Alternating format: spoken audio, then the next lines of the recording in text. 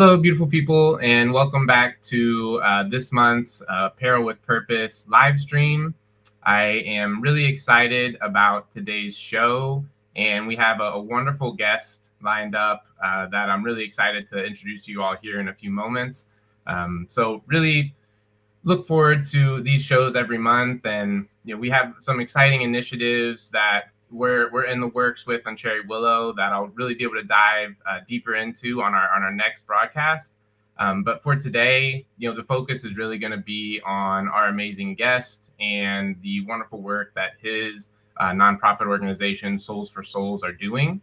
And so, with that being said, I'd love to introduce Buddy Teaster to our audience today. And Buddy, I really just love that you were able to come on the show, and it's so exciting, being able to communicate and just learn from other people in the nonprofit space. And I'd love to give you an opportunity to introduce yourself and your organization to our audience here at Cherry Willow.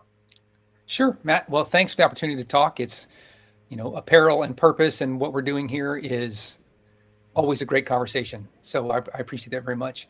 Also, I just want to say I like that you're in a t-shirt and not a tie, as it is in the intro video. So that makes me a lot more comfortable. I've been the CEO here at Soles4Souls since 2012, and we've changed a lot. Maybe we can get into some of the things that have happened over the last almost 14 years. But a core part of what we do has never changed, and that is, how do we create opportunity for people using shoes and clothes? Every year in this world, billions of pairs of shoes and pieces of apparel get produced. A lot of it goes to waste. And we look at that and think about, how do we help end wasted potential? The potential of those clothes and shoes, the potential of people who could use them, the potential of those lives and brains and hearts that will never maybe get the chance that they need or deserve. And so we do that through a couple different programs, which maybe we can dive into, but we look at ways to help create opportunities for the people we serve. And that could be around livelihoods. It could be around health, housing, dignity, for sure, underneath all that.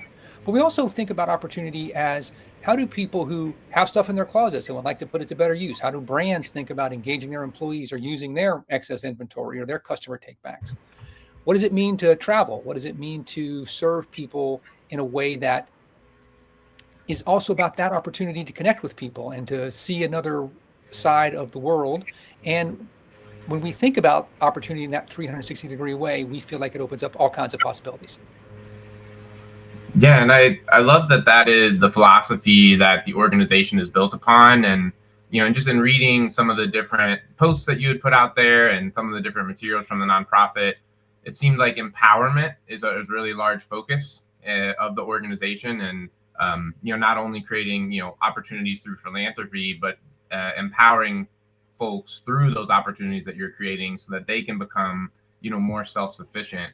And I'd love to just learn a little bit more about how, as I understand it, when you took over, there were some challenges that the organization was facing. And I actually just finished a really good book by Ryan Holiday called The Obstacle is the Way. Absolutely. And so I would love to, I loved it as well. And I'd love to just maybe learn a little bit about how you were able to live that through, your experience at Soles4Souls. Yeah. So we have a complicated relationship with the word empowerment. There is sometimes that, which is, I don't want to just be a nitpicky semantic kind of, but that's what we ended up with opportunity, actually, Matt, because empowerment sort of implies like, I'm giving you some of my power. And there's something good in that, but it's also complicated. And if we say, look, you have the brains, the networks, the willpower to do a lot of this stuff, how do we create the opportunity? It's a subtle thing, but we think it changes we hope that it changes the dynamic. And maybe I can talk a little bit about how that evolved. So when Soles4Souls started, even before it officially began, it was responding to natural disasters. So the first was the tsunami in Southeast Asia in 2004, then Hurricane Katrina in 2005. And then the people who would go on to found Soles4Souls said, we have something here, let's formalize it. And so from the beginning, this idea of helping people at some of their most vulnerable moments is baked into who we are. And I think that is an empowerment thing. Like, we show up and people maybe have lost everything, and we're like, here's some shoes, here's some clothes. It is a big part of giving people the courage and the power to get back on their feet. But as we evolved and said, well, what about, and so that was always new product. Then we got into a situation where I have all this used stuff. I have used shoes in my closet. We have brands who would say, I have stuff that we can't sell anymore. Can you find a home for it? And so we started this idea we now call For Opportunity, but we sell shoes and clothes, used and new, to not-for-profit partners in the developing world. And they use that to create opportunity for people. And what we quickly learned, Matt, is that's where the empowerment thing gets tricky. Because we started, for example, working first with this idea in Haiti. Those people don't need to be empowered, right? They need access to good product at a fair price and something that they can rely on, and then get out of the way. So that taught us a lot. I mean, we didn't start with, what's this empowerment thing? Like, we went in it that way. And as we worked more with our not-for-profit partners and mostly women entrepreneurs, especially in Haiti, we're like, wait a minute, we sort of don't have the right end of this. And now we've grown that program to For Opportunity is serving people in Haiti, the DR, Honduras, Belize, Guatemala, the Philippines, Chile, Moldova, and soon we're looking at a couple countries in Africa to expand. So we're doing that now. And this idea of unleashing what's already there is really baked into who we are. Yeah, and I love that, verbiage is really important, and especially, it sets up how things are framed. And so, like, to me, empowerment, when I think about it, it's like the empowerment of self. And most people already know like what they may need. But then I love how you're saying like maybe they don't have the opportunity to access that need. And so like that, I think for me, I want people to feel empowered to share their perspective and be able to have the strength and courage to ask for help. Because that's something that I've struggled with personally in my life, where I didn't always value my own voice. And so I didn't empower myself to go out there and share that voice because, it may have been different from others, or I was trying to reduce conflict, or whatever justification I was giving myself. But I love how that conversation, kind of unfolded for you all through the experience of actually showing up for the people and listening to them, which I think is a crucial element that too often gets neglected. It's like that active listening.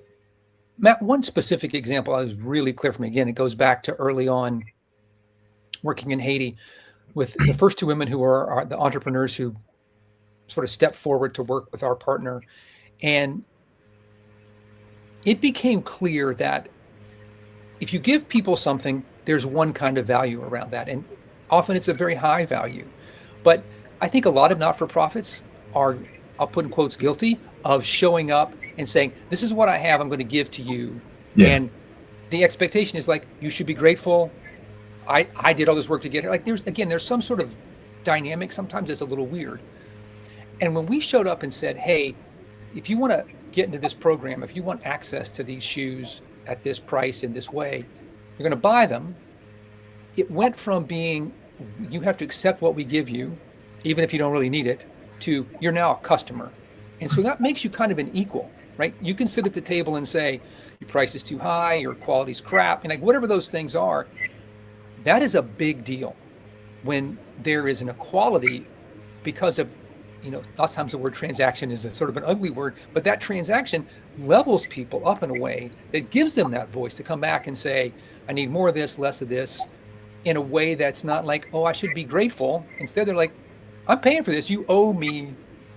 And it changed the dynamic. And I think that's been again, I'll just speak to myself, a really powerful lesson to always keep in mind that there is a place and a time for providing stuff in a purely charitable way. But there is a time when having that mission of creating opportunity through a not-for-profit and using business creates a really cool dynamic too. Yeah. And I mean, that's central to some of the work that we do at Cherry Willow as well. And I know I was sharing with you a little bit before the show went live, but really going out and I say increasing the visibility of the work that's being done in communities. And we see it a lot in the homelessness space where, there are organizations, well, it's like, this is the service that we have available. Like, to your point, like, you should just be grateful that we're doing this for you. But if that service isn't aligned with something that individual feels they need support in, and like I like to say, like, oh, maybe this person needs support with D, and like whatever that might be, financial empowerment or credit score, whatever they're interested in learning about. But the organization's like, well, you need to do ABC first. And that person, I don't want to do ABC. I want D. And so it's like kind of balancing that need for structure and, framework for scalability, while also being able to meet the needs of the individuals that, organizations were created to serve. And I think that is a really delicate balance that, nonprofits don't always do the best job of navigating. Yeah, it's tricky. I mean, again, Soles4Souls, we spend a lot of time trying to get people to give us their shoes and clothes. And sometimes that seems like, well, like we're done now. we got them. And you realize that's the starting line.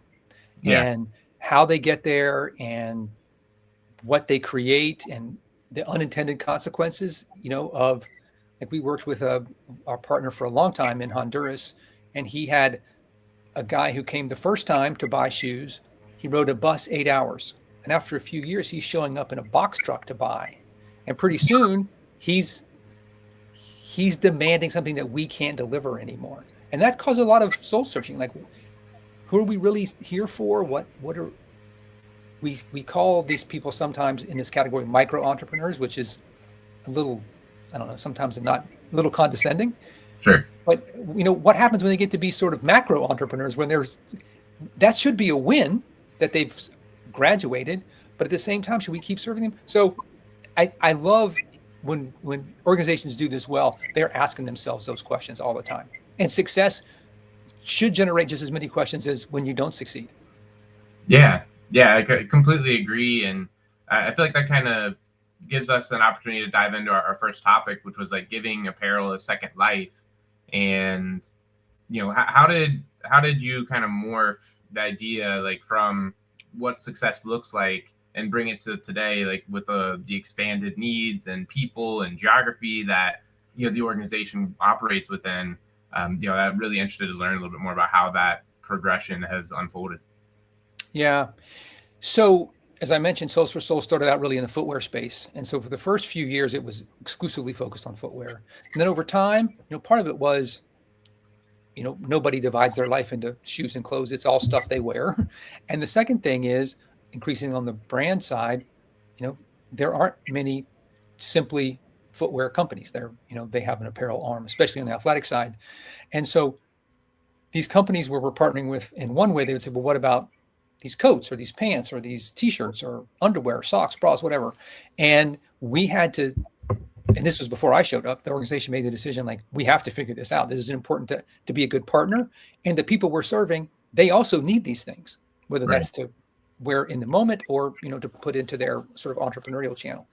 And we struggle, honestly. I mean, our name, Soles4Souls, already sort of leads you down the footwear path a little bit. Sure. And the economics are very different. To move and to sell or to give away for free. And so it is, as I said, I've been there, it'll be 14 years in October. We still wrestle with how to talk about it.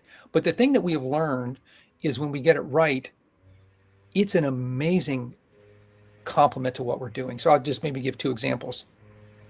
One I sort of alluded to, and this is whether we're giving it away for free or putting it into our 4 opportunity channels. Things like socks, bras, and underwear. Like, that's not sexy. People don't think, oh man, I can't wait to be involved in that. But those basics, just like you and I, like, we don't think about them, but you take them away and it moves up to the top of the list pretty fast, right? And so being comfortable talking about it, looking for it, saying how important it is, especially in a place like a lot of the developing world where women are often up against sexual violence and things like that. If they have the right bra and socks and underwear, and it gives them confidence and a way to think about themselves a little differently. And so that's not a tangible thing, but it's valuable. So that's one piece. And then the second piece, there's a company, I mentioned socks a few times. We work with Bombas, who has this buy one, give one model and has from the day they started. We started our For Every Kid program when we're providing new sneakers to kids experiencing homelessness. And pretty soon we realized how important socks were. Like, if we could also do that, and we'd been a partner with Bombas for a while, and we went to them and explained what we were doing. They care a lot about the homeless issue, as you guys do at Cherry Willow. And so they said, well, we like this. And so as this year we served 250,000 kids, almost all the socks came from Bombas. So Wow. when and I just have this moment where it happened. This kid said, got shoes, pretty excited, got socks, and her response was, now I don't have to share with my sister. You're like, man, we're all focused on the Nikes, the Adidas, the Under Armour, whatever those shoes are. And what this kid needed was her own pair of socks. So I think sometimes the intimacy of that is a real reminder of the kind of work that we're doing, that it matters at the most basic human level. Yeah, and that's something that someone who's been a large inspiration behind my work at Cherry Willow is Mark Horvath, who's the founder of Invisible People. And he does, and that organization does an amazing job of documenting, people experiencing homelessness and their stories from, the streets to shelter to housing. And, that's something that he always encourages people to do is, he was homeless for a period of time and socks, and it's again, it's one of those things that you kind of take for granted if you've never been in that situation. But to your point, it has a large amount of dignity associated with it. And, I think actually there was something that I was reading when I was doing some of the research about the organization where you were focused on not only providing shoes, but also providing like high quality, name brand shoes. Right. And, that resonated with the story from my childhood where, I grew up in a working class family, was really grateful for my childhood. And Cherry Willow is actually named after the two streets that I grew up on in honor of my parents. And, my mom taught me the value of service work and taught me unconditional love and what it means to show up for others with that. And that's what I ultimately am hoping that Cherry Willow as a brand will be able to stand for, is unconditional love for all people, but particularly those experiencing homelessness. And then, my dad, I learned about self-discipline and how to, be able to set a goal for yourself and just work towards it until you hit it. And, like one story that stuck with me from when I was a kid is, we usually would get like one new pair of shoes. And I'm a single dad now. I have 3 little ones and they actually start back to school tomorrow. And like that back to school time is really crucial, for kids. And the bullying can be relentless. And like, I remember I was really excited. I was in middle school. I don't remember the grade, but I got 2 new pairs of shoes, which was a big deal, because we would usually only get 1 pair. And I picked out like these Shacks that were blue, was my favorite color. They were super shiny. And I was really excited about them. And I remember the first time I wore them, this girl, she is like, oh, what do you get your Shacks from Payless? And it like just made me feel really terrible. And I never wore those shoes again. And that was something that stuck with me, and reading about the work that you're all doing, it can have a big impact on people and how they view themselves. Matt, you said it's such a, we go and we provide shoes to these kids. Mostly it happens behind the scenes. And I'm happy to talk about how we do that, because working with the schools is super important. But sometimes we get to do bigger events. And on one hand, like serving these kids is an amazing experience. And sometimes you're like, you kids are meaner than snakes. Like, what are you doing to each other in here? And so that story that you just shared, which is heartbreaking, like, that was a mean comment that, I don't know, 20, 30 years later, you still live with. Yeah. That's a crazy thing to have happen around a pair of shoes. And it happens all the time. Or your clothes or your pants are too short or your shirt's too long or whatever it is. And we both said a word here that's so important, and that's around dignity. No matter what work we're doing, if that's not baked in, this whole thing is, look, it's not a sham. If you still get the socks or the shoes or the coat at the end, you're probably happy to have it. But there are ways to do it that maybe put a little salve on that wound so it doesn't stick with you that long. And there are ways to do it that make you feel like you will never get over it. And so hopefully we're working with people who are really looking for that way to do it in a way that makes the other person feel seen and respected and not treated just like a good deed for the day. Yeah. And I think that, one of the things that you had shared about was, kind of building the brand partnerships for impact. And so I would love if you could talk a little bit about both the partnering with the brand side, but then also, being able to partner with the schools and partnerships, I think, are something that's been central to our, Cherry Willow's growth, as we have a little over 80 nonprofit partners. And that's something that, I think as a space, I whenever I work with nonprofits, I encourage them not to think at an organization level, but to think more at a sector level. And it's like there's 1.9 million nonprofits in this country. And if we organize and collaborate, and partner together, we could serve a lot of times very similar people in a much more efficient way, I think. So, but I'd just love to learn a little bit more about your model, because it seems like you've scaled that, all the way across the globe. Yeah. We use the word partner a lot, maybe like you guys do at Cherry Willow. So it's sometimes, I've had people say to us, like, is everybody a partner? Like, kind of like, so it's an orientation that doesn't just mean a brand or another organization. So we can come back to that. But on the brand side, that's where a lot of the growth for Soles4Souls has come. And I would say that there are a couple of parts to that, Matt. The first thing is to approach it like, how are we solving a problem for that organization? Not to lead with philanthropy or impact. We have to do that. But what makes these relationships the most sustainable is if there is a clear, agreed business reason to do it. So whether that's, it could be I get a donation for the thing. Okay, that's a business value. Maybe it gets stuff out of my warehouse faster than I can do if I sell it through a jobber or some other channel. There's business value in that you can put a number to. Probably there's an employee engagement piece. There is, for some of our partners, there might be a way to drive traffic into stores. So when the conversation can be, these are the things that we do, and here's why it's good for your business and good for the mission, and talk about both of those things from the beginning, that's a partnership that can last. There are plenty of campaigns, and we're happy to do those. But, we've worked with some organizations, like DSW is a good example.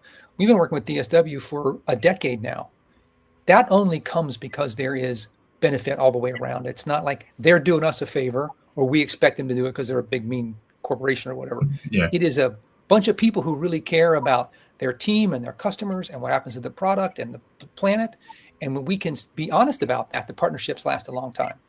And that's most obvious in footwear and apparel for us. But we've also developed those kind of partnerships with financial services organizations and transportation organizations. So that's been a big learning for us, is that orientation around partnership and that belief that there's good business reason for it, not just a good philanthropic reason.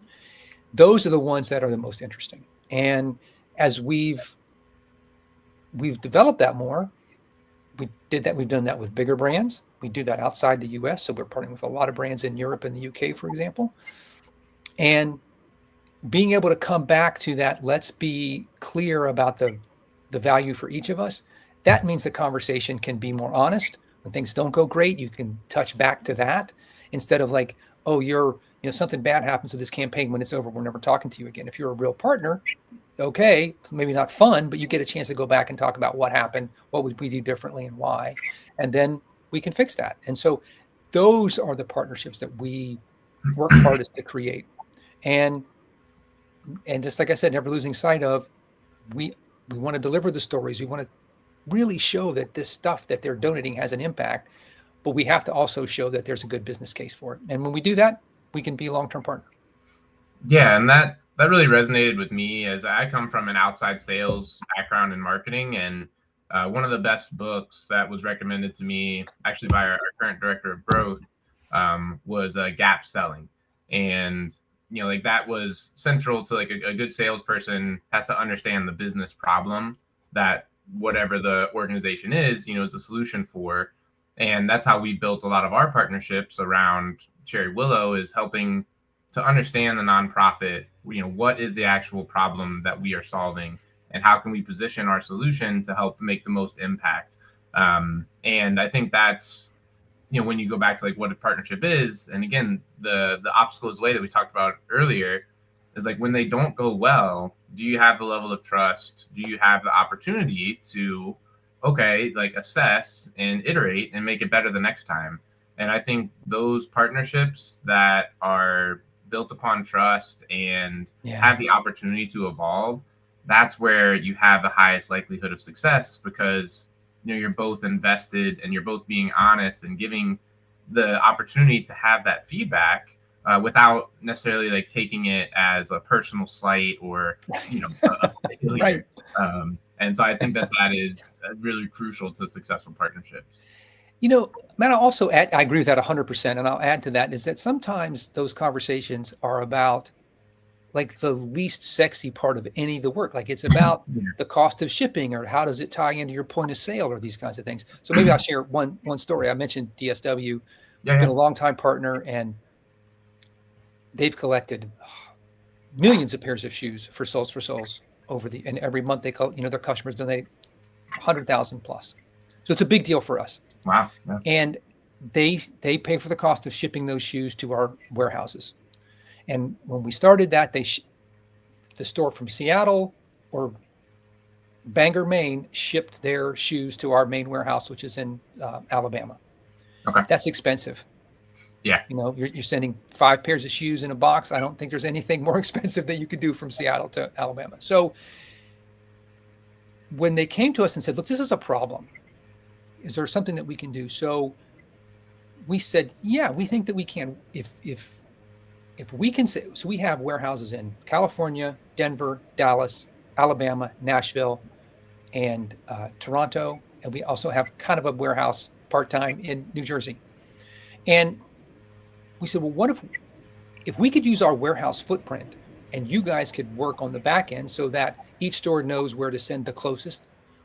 That cut their shipping cost almost in half. Wow. So look, nobody wants to go out and say, we saved on shipping money. Like nobody cares, but that partnership could have ended. Like there could have been a CFO, a controller, somebody's like, this is bananas that we're spending this much money on shipping. And instead we're like, hey, got it, cut it in half. They had to do some work on their end. We had to do some work on our end, and the partnership went up a notch. And so I don't want to lose the impact and the storytelling and the amazing things that happen. DSW has, I don't know, 100 people a year, 150 people a year who travel with us, and they get to experience that work directly. Like that's amazing. But if you don't get the shipping right, you don't get a chance to do that. So partnership has to, I think, be able to span that whole spectrum. Right. And I think that also lends itself to like one of the central philosophies that it seems that you operate with at Soles4Souls, based on the research that I did, was like not only having that nonprofit, philanthropic goal, but also recognizing the business and the scalability and some of those things that are really needed to grow, from an impact standpoint. And, there's one of my favorite TED Talks by Dan Pelota. Sure. That, yeah, if you're familiar, is it The Way We Talk About Charity is Dead Wrong, I believe is the title. And like that's been a central building block for us at Cherry Willow is, laying infrastructure and helping organizations to scale their impact, through reinvesting in, like we said, in their team and in the visibility within the communities that they operate in. And, it's kind of like if that really crucial detail of the logistics and the shipping, if you don't have the opportunity to have that conversation, to your point, there was a partnership that could have dissolved. And I think, creating that trust up front where they had the respect for you and your organization, and the partnership was like understanding the business side and knowing that you will try to at least work towards a solution together. That I think is incredibly crucial in developing healthy, like, long-term partnerships. Yeah. It's when I came to Soles4Souls, so it was founded in 2006. I came in 2012. It's really fast growth. A lot of companies really wanted to work with Soles4Souls. It was an innovative model, great stories, and grew really fast, and it was falling apart just as fast for all kinds of reasons. But you used the word a couple of times, Matt, that I think is super important and maybe obvious when we talk about partnership or any of this work that we're doing. The people that we serve and how we do that is trust. Yeah. And I heard somebody said something to me, our board chair said to me this week, you earn it in drops and you lose it in buckets. I never heard that phrase, but that's it, right? And so having to rebuild those relationships in a way was terrible. Like, I'd go to these meetings and they would just be like, you suck, you said that, and even though it wasn't me, it was me. Yeah. And it was our organization. And so the thing that has been great about that is it led us to one of our values is around being transparent. And that's easy when things are going great. But when you have to go into meeting after meeting and somebody's just kicking you in the teeth, and rightly so, like they're not wrong about why they're mad.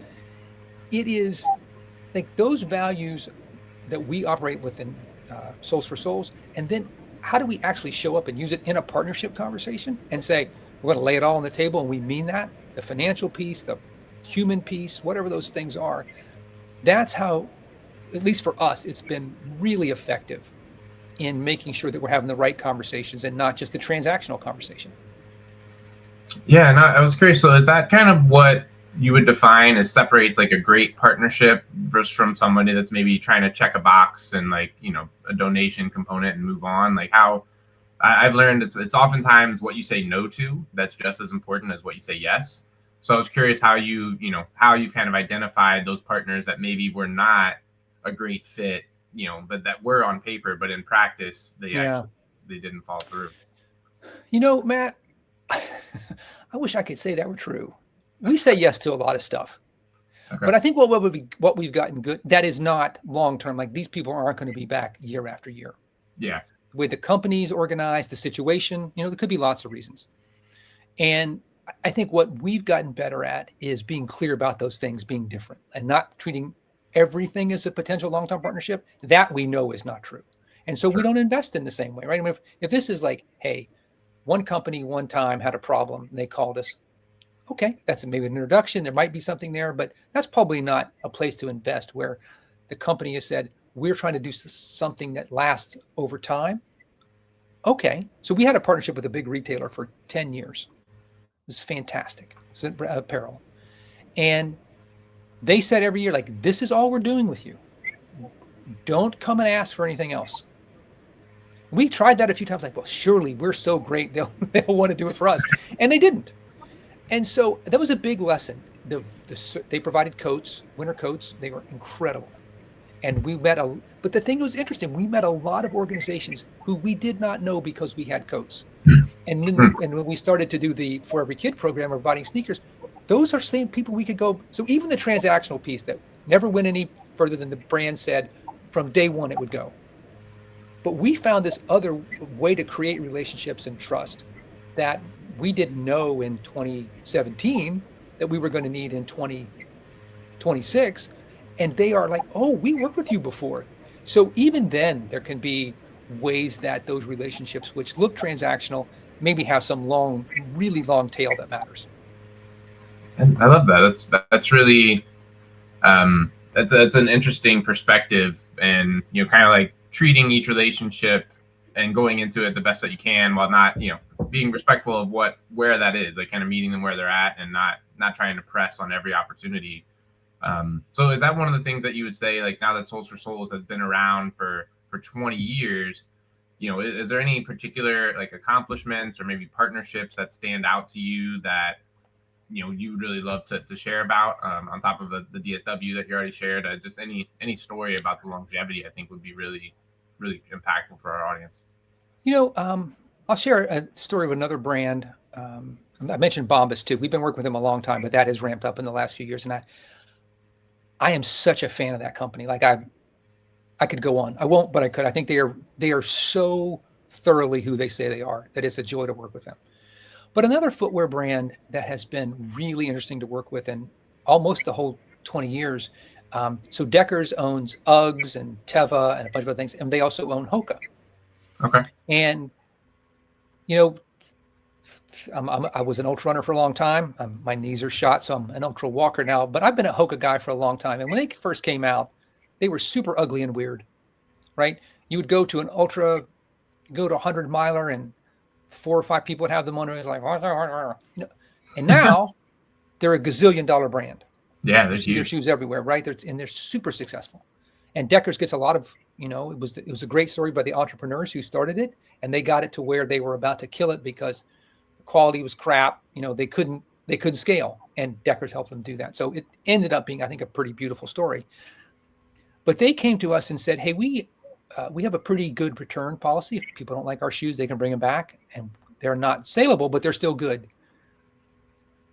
And it's been a really amazing journey with them, Matt, because in the beginning, as I said, nobody really wanted Hoka's, so we could take them anywhere.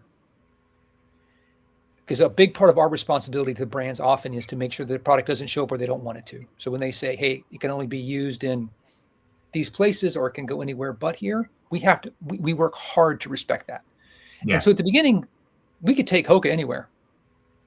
And as they've grown, now it's like you can go to Uzbekistan, okay, because they have commercial relationships in all these places. And right. It's been hard. But because we have such a foundation of trust and a long history, we can navigate things that in the past would have totally sunk us, right? Where sometimes somebody we provided shoes to took them to some place that we didn't know, but they weren't supposed to go. And these brands, Hoka's one, but many do have very sophisticated ways of tracking product. And so we'll get a call. I remember when I first came to Soles4Souls, I'd been in the job less than a month. And we got a call from North Face and they said, we donated jackets to you and they are in Chile and they're not supposed to be there. And I'm like, I don't even know where Chile is. Like, what am I supposed to do? But it was an early lesson for me that this is sophisticated and they mean business about it. Like it's billions of dollars of lost revenue, et cetera. So working through that with Hoka in particular has been challenging, but because we trust each other and we can say, this is what we're doing, this is what we got wrong, this is what we got right, and this is what they need, they can tell that to us. That's why we're still working with this brand that's growing. You know, I think when Deckers bought Hoka, they were doing a few $100 million, and this year they're going to be a $3 billion brand. Like That's hard growth for anybody to keep up with. And for us to be in conversation with them as they do that has been like, there's a lot of satisfaction in there. That's a great company. And we get to work with them in a way that helps them from a business perspective and provides a tremendous amount of value to people who get the shoes. Yeah, and there's a couple of different threads that I want to pull on, if you will, from what you shared there. But were you planning that, Matt? Like, did you have that written down? I had it. I do a little improv in my spare time, so you got to get some jokes in now and then. But like I was sharing with you a little bit before the show started about the Pedal for Progress rides that I do at Cherry Willow, and our audience is familiar with them. But for anyone that's joining from Buddy's audience. We do these long distance bike rides to raise awareness for organizations and, particularly around our cause of addressing misconceptions around homelessness and the people it impacts. And, you shared about doing the ultras. And one of the things that I found, because I've only really dipped my toes into the endurance community, it wasn't something that I've done for a long period of time, was that there are so many folks in those communities that are seemingly like more cognizant of social needs and they really want to be involved in that.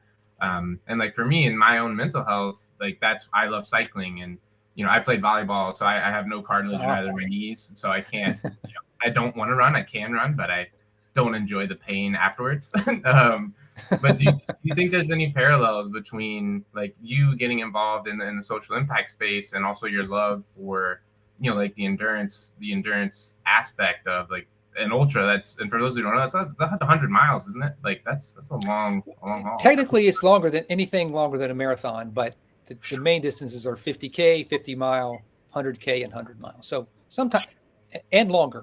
Those are the longest ones I've done. It's interesting. I think it's a really interesting question. I think maybe there are two things that come to mind. The first is you have to have a certain amount of discipline and patience to be in any kind of endurance sport. Yeah. I think social impact rewards those things. So there's probably something like there's something around that. And I'll just, for the running piece in particular, I'm not a cyclist, so I don't know that world. Being out in places where you're on your own often. Mm-hmm. And there's a lot of self-reliance. Like you need to be able to navigate literally and figuratively some pretty tricky situations. But then you'll come up on an aid station and there are volunteers who've been out there who, this is true in some cases, rode a freaking llama to get to the place in the mountains where they're going to set up an aid station and give you hot soup and rub your feet. Like it's enough to make you cry. And Some of us have. Like, unbelievable. And so so service is a part of that. Community is a part of that. So I don't know how far I would go with that, but there are some elements that I think line up really well, Matt, that I hadn't thought about that could make a good case for that. Yeah, I think for me personally, like, a lot of people find peace in like the endurance side of things, and have battled something, like they've overcome these obstacles. And like, I think one of the secrets of life is being grateful for whatever life throws at you, and kind of through Stoic philosophy, again, focusing on the aspects that you can control. And to your point, like, being able to see what you can do. And I've only more recently done the cycling, but yeah, being out like biking 100 miles a day for 6 days in a row in California, like that was something I had never done even one day, up until the month before. And one of my friends, she had asked me like, hey, how are you going to do this? And I was like, what do you mean, how am I going to do it? And she's like, well, have you ever biked 100 miles before? I was like, no, but it's like, I know I could do it, and it's like, I think that mindset side of things is one of the parallels that your point, like, you have to have that discipline. And for me, like, I never even allowed myself to think that I wouldn't be able to do it, because if I'm going to show up and I'm going to just keep going. And it was, biking from dusk till dawn, not dawn to dusk, actually. There you go. I was gonna say, that's even crazier, Matt, if you're going to ride all night. But that's, I think, for me, like, a lot of folks that find themselves in those communities. And I do think community is really central to it as well, where that's what we try to encourage nonprofits to do, is increase the visibility in their communities. And I actually just finished a really good book called The Anxious Generation. And it was about how, like, screens, in our technology, like, it's amazing. We can connect with you in Connecticut and me in Chicago, but then we're also disconnected from the person right next to us a lot of times. And, I think nonprofits can play a central role in kind of being those pillars of community and giving people an opportunity to connect. And so I'm curious with your nonprofits, and particularly like the international component, how do you navigate establishing some of these relationships? Because internationally, with all the geopolitical and all the different things, and how does that relationship work? And like, especially navigating all the different challenges that you mentioned of not needing kids to go to certain countries, that seems like it would be a really challenging kind of web to successfully navigate. The last 6 months have been some of the hardest since I've been at Soles4Souls, and mostly from a geopolitical perspective. So we have a partner we've been working with for 15 years in Moldova, Transnistria, Poland, Ukraine, that part of the world. Mm-hmm. And they finally said, like, we're done. They're getting bombed in Ukraine every night. They're trying to have a kid. They're trying to run a business. They have employees who are in jail, employees getting bombed. And so we had a backup plan, which was to work with a guy in Dubai. Well, then we bombed Iran, and you can't get anything in and out of Dubai. So here, we're worried about shoes and clothes in the U.S., and these things kind of shut us down for a while. Wow. And so there's one aspect of, like, we're a tiny, tiny, tiny part at the very end of a very long supply chain, but we're affected by that. Yeah. And so and because we work internationally, there's, that's exacerbated. So that's one aspect.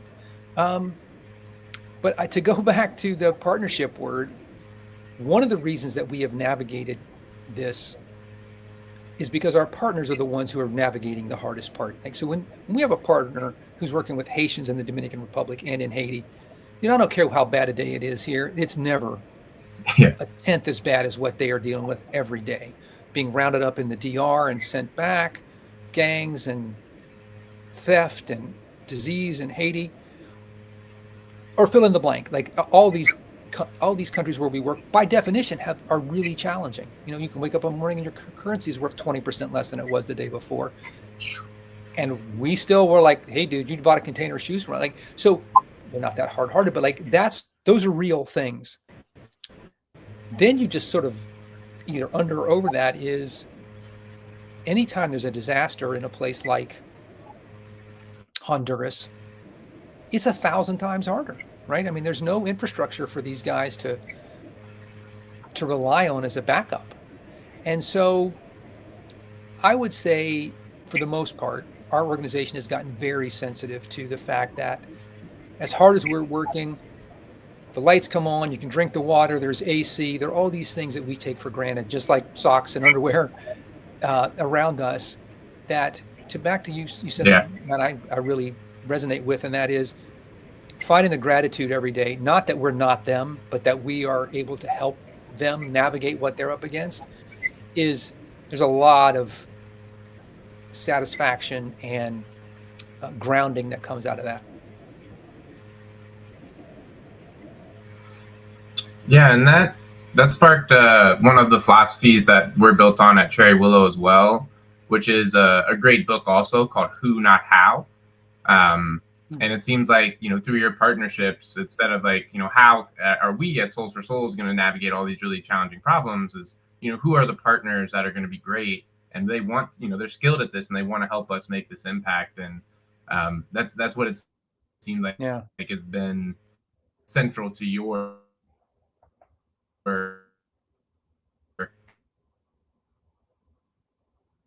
organization's growth. I'm going to take that down. Who Not How is a great book. I got a great title. I hadn't heard of that before, so I'm definitely going to add that to the list.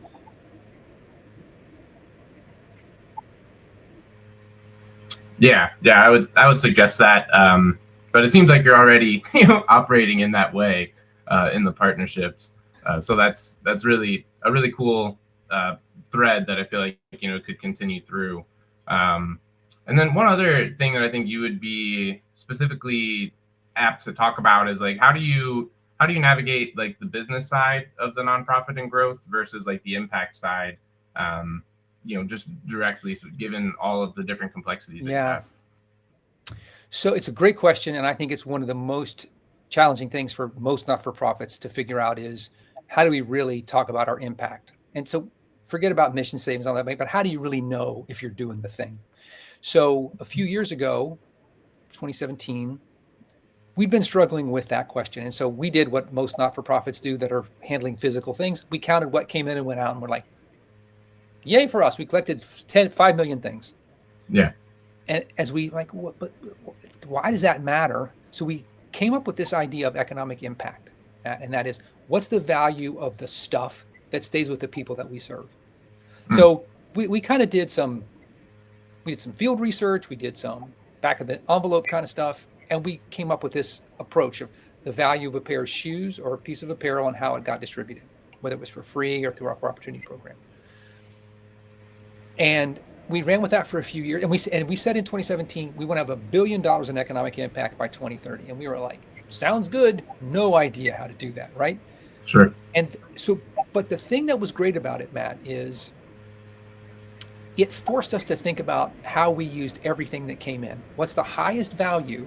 So that could be financial, but it could also be around economic impact. Mm-hmm. And what that meant is that we have to make a trade-off almost every time we're doing that. And so this metric, which sounds okay, sounds a little abstract, it turns out it guides our daily decisions. So it is baked into our organization. So we have that.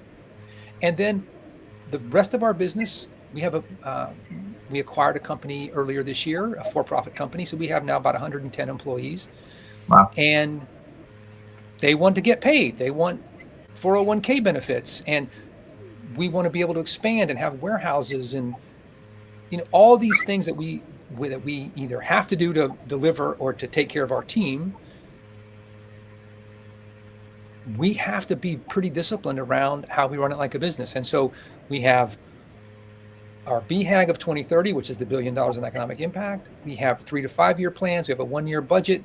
We break it down into quarterly priorities. Like, we are very disciplined down the whole stack of how do we do that. And so there are mission pieces to that, and there are very clear financial pieces to that. And so as we look at the landscape of how things are changing in footwear and apparel, product donations, if we don't have product, we can't do anything. So that's a core focus for us. Well, you can now sell it on the RealReal or ThreadUp or Facebook Marketplace. or there are all these things that you can do. So that's changing the dynamics. People in this moment are wearing stuff longer because money's tight. So we're getting fewer donations. And when we do get them, they are more worn on the used side.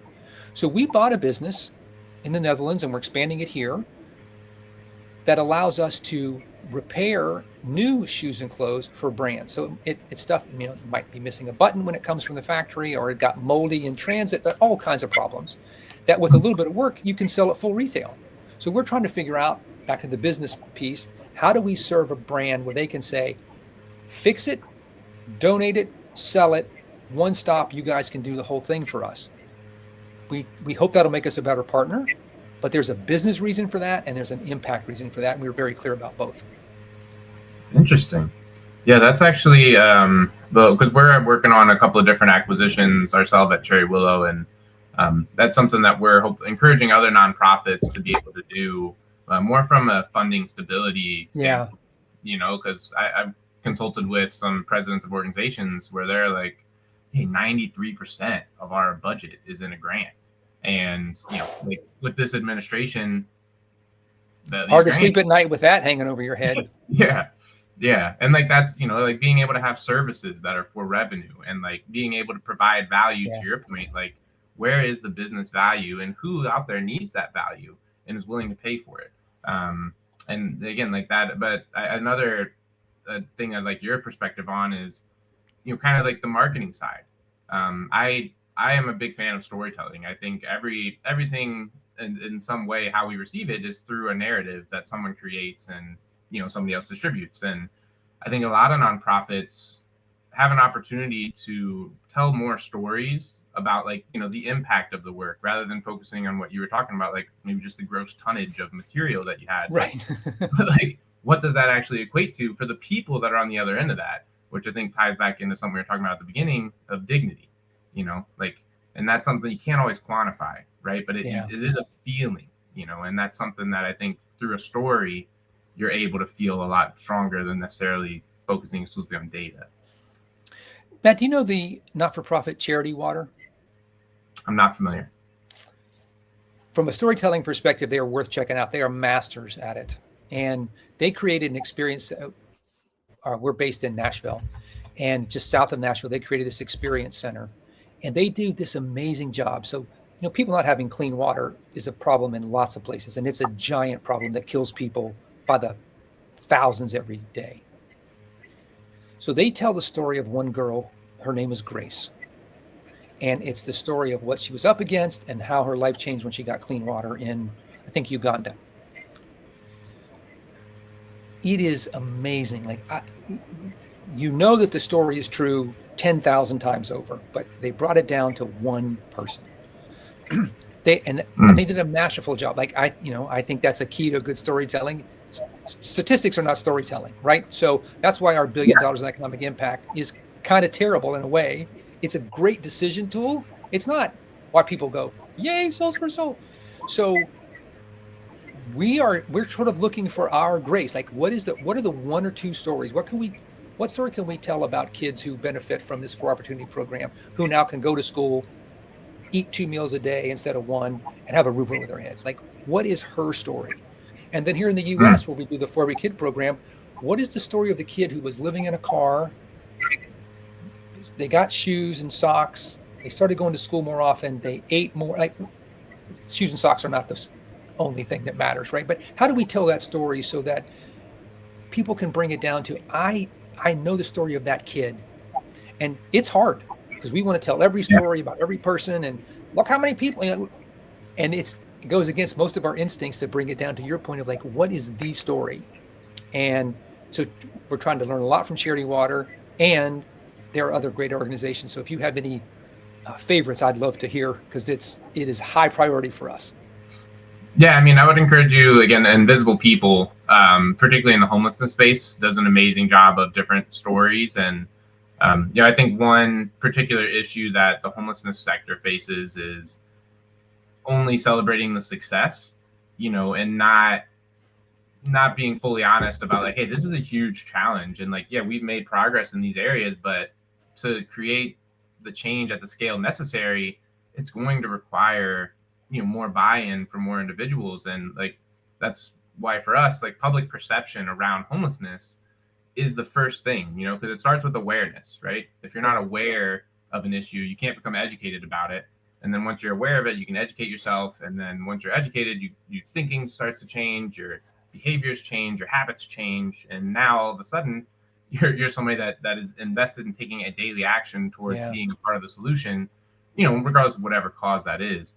So I guess, I'd love to know, like, in the next 20 years, as we're kind of getting towards the end of the show here, the first 20 years of Soles4Souls, like, what do you want to see the organization continue to evolve in the next course of the next 20 years? Yeah, Matt, we are at a moment. It's a good question. I don't know. I don't have an answer right now. And I'm, as the CEO, a little embarrassed about that. But we have driven and worked so hard to get to this $1 billion. Like, that has really defined a lot of the choices that we've made. And I think it will never go away as a metric. It's too good. However, what is the next 20 years like? I don't have a good answer for that right now. We are in the middle of trying to figure out what is a sentence or two that captures that. Right now, we have 4 programs and we do shoes and clothes. We tell this complicated story. Yeah. But this idea of coming back to 2 things, I think somehow is in the mix. How do we give people the chance to unleash their potential? And how do we use that in a way that creates opportunities for them? That's the core. I mean, shoes and clothes, I think, are going to, so much of it still goes in the trash, that this idea of like, well, we're going to solve it.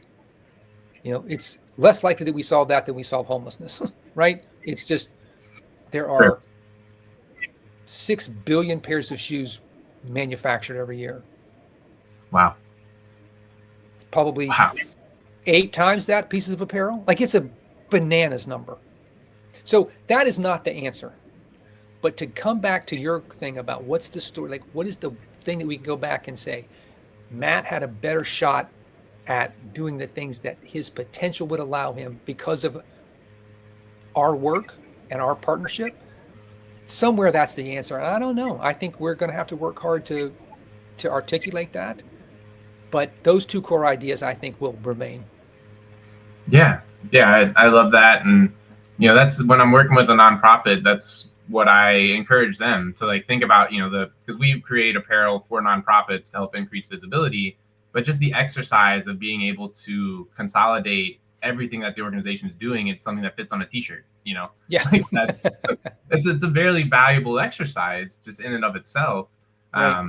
And it just sharpens everyone's ability to articulate, their why, and the organization's why. And so I really appreciate you taking the time and sharing a little bit about your journey and Soles4Souls. And I'd love if you could share, for anyone that is getting connected with you and learning about it, how can they stay connected?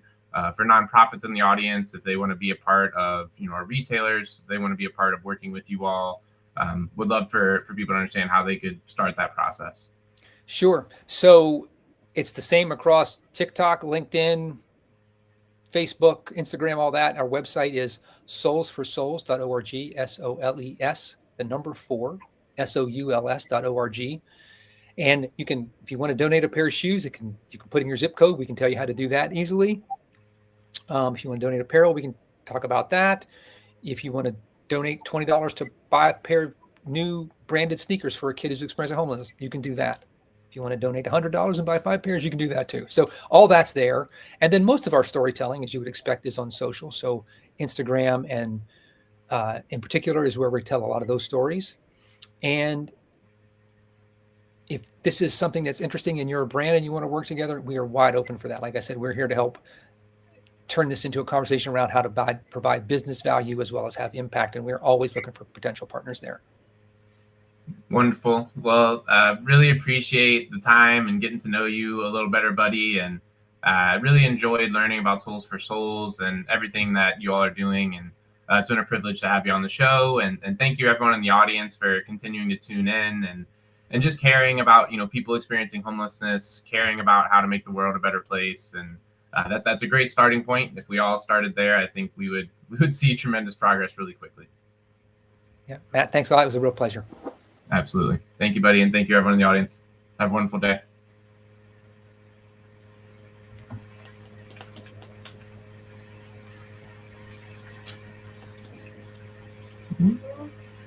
Or I could filibuster, as it seems like we may be experiencing some technical issues wrapping up the show.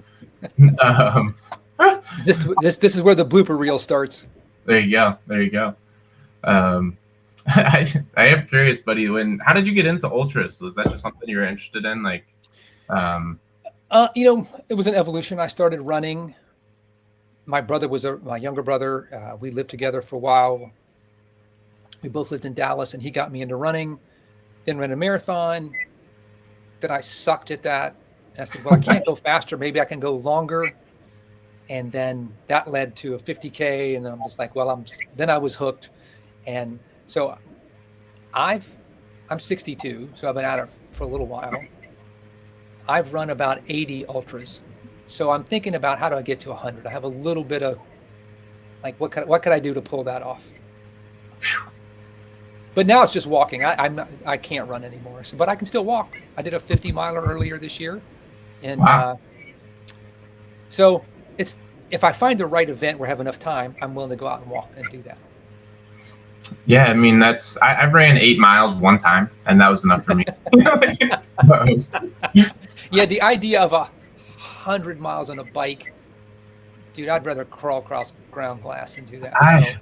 No, see, I love it. Like it's so like freeing, and although I will say California, that ride was so much more enjoyable, despite it being like twice as long as the Florida ride, just because of the landscapes and the different despite Google Maps trying to get me killed a couple times, but it's but the running, I admire. I have some people. One of our clients is a local like running shoe store.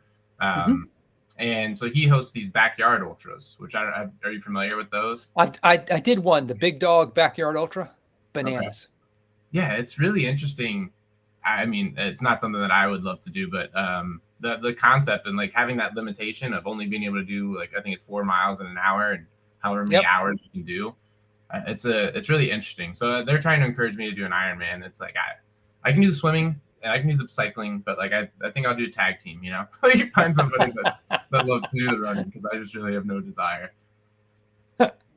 So the guy who I'll put in quotes invented the Backyard Ultra is from Tennessee, and I've done a number of his races. And one of that he's in his 70s now, so a bunch of his friends can still do the distance, but they can't make the cutoffs anymore. Okay.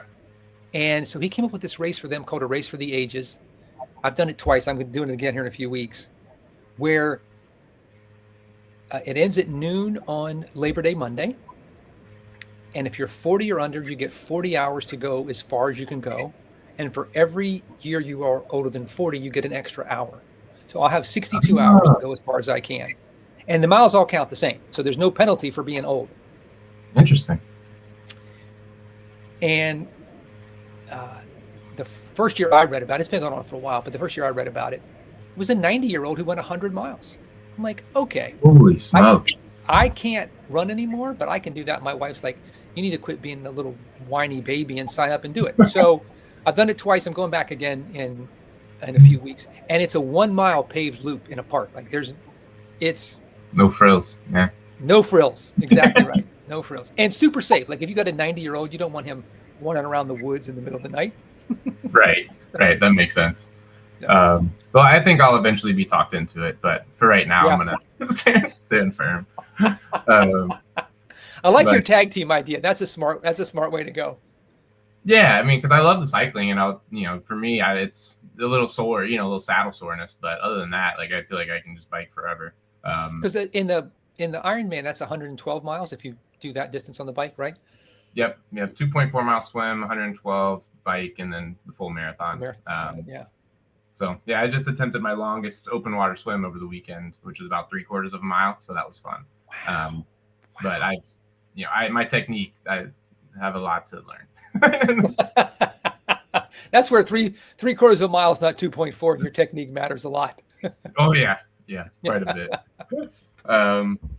Jesse, if you can hear us, we have had a lovely show, and we've just been kind of filibustering a little bit. It seems like you're back doing some production stuff now. So thank you, everyone, again, in the audience. Thank you, Buddy, for joining us. And, please check out Soles4Souls and the amazing work that they're doing. And again, thank you for your continued support of Cherry Willow and our work. It was a lovely conversation, and I hope you all have a wonderful Wednesday. Okay.